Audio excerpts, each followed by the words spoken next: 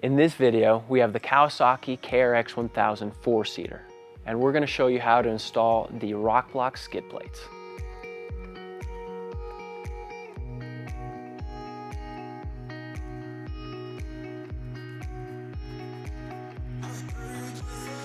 Before moving on with this install, remove the two rear skid plates with a 10mm socket and a Phillips head screwdriver. You need to remove the two rear plastic OEM skid plates. Do not remove any of the metal skid plates.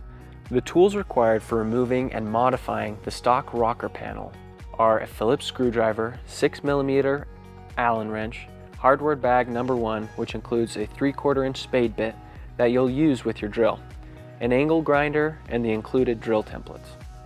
So when joining these two templates together, make sure that these two shapes are in the same orientation.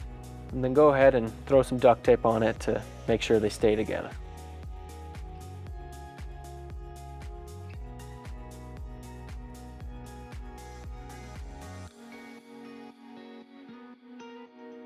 Open the front and rear door. Rip off 3 pieces of duct tape, roughly a foot long each. They'll stick easy to the bar inside of the front door. With the arrow facing the front of the machine, line up the shapes with the front 4 shapes of the machine and tape it.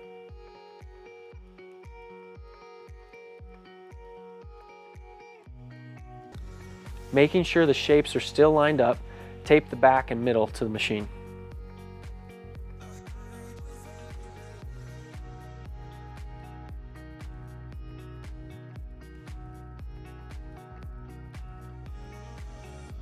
Now, using a silver Sharpie, trace out the small holes shown on the template.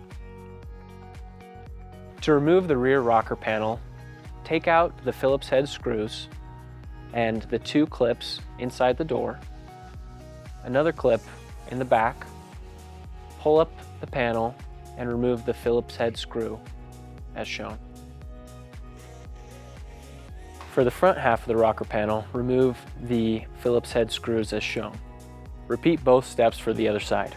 To remove the front rocker panel, go ahead and take out the Phillips head screws as shown.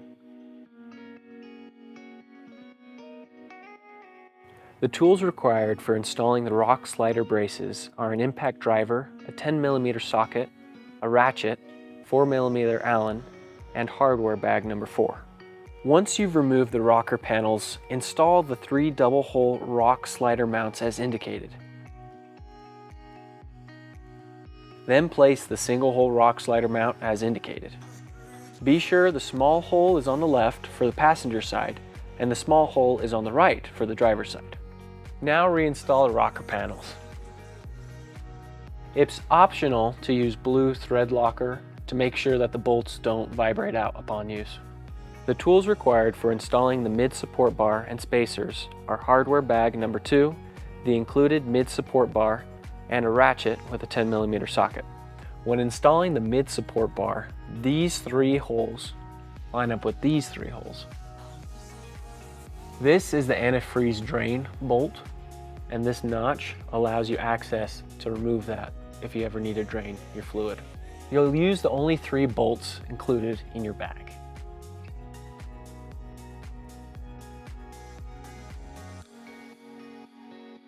So here we are at the front of the machine, just behind the front axle, and we have these 4 bolts that we need to remove.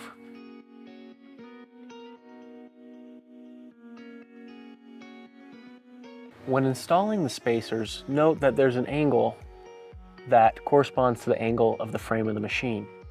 When you're ready to install, remove the tape and carefully line up the hole of the spacer to the hole on the machine. Press it firmly for 10 to 30 seconds and then repeat.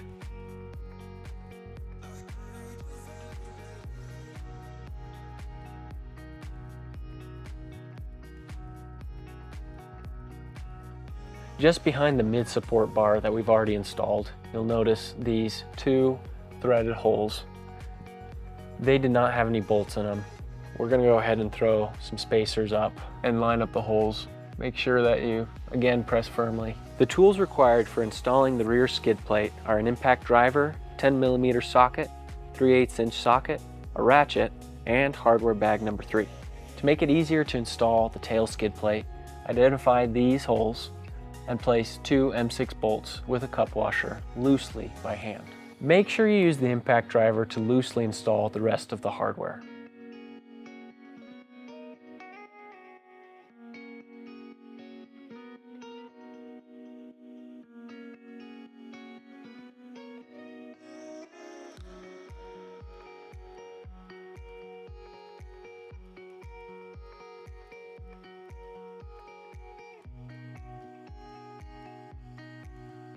The tools required for the main skid plate installation are an impact driver, a 10mm wrench, 5mm Allen wrench, a 3/8" socket, a 10mm socket, a ratchet, and hardware bag number 5. Lift up your main pieces onto a 2x4 and then bring them together like so.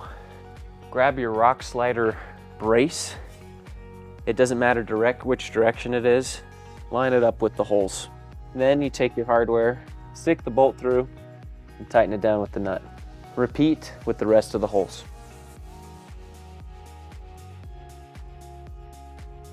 When installing your rock slider, make sure the flap is in the front.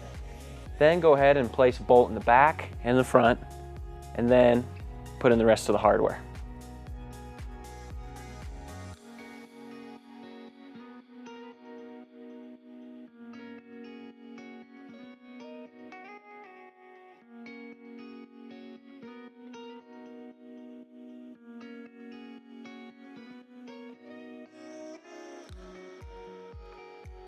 Now that you're done with this side, go ahead and repeat those same steps on the other side. Now that you've got your mid plates assembled, tack it up with the 3 bolts as shown on the diagram, using hardware combination A. Loosely install hardware combination A as indicated, B as indicated, and C as indicated.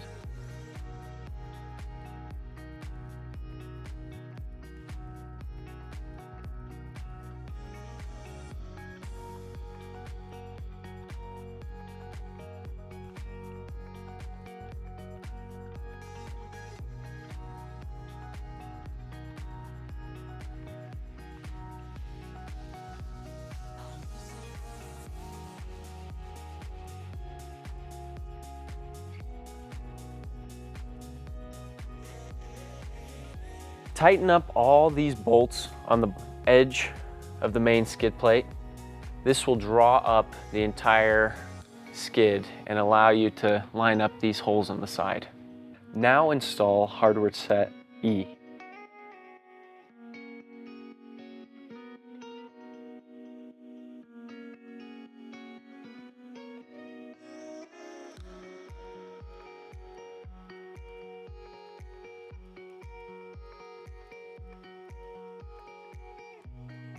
Using the hole as a guide, use the 3/8" drill bit to drill a hole as close to center as possible.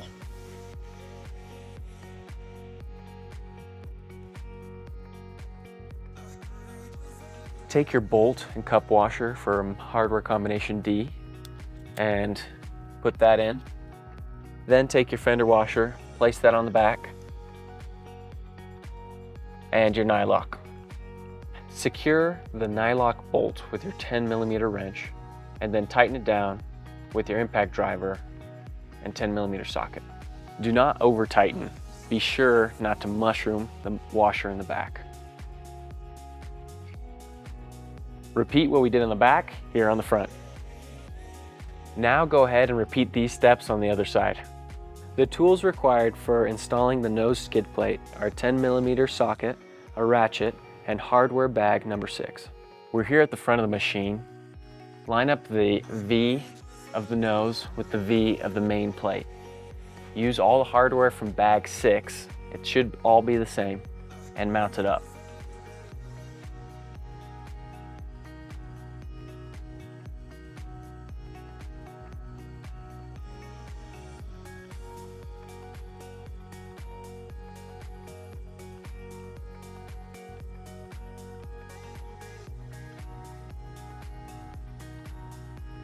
Now we got to go through and tighten up all the hardware.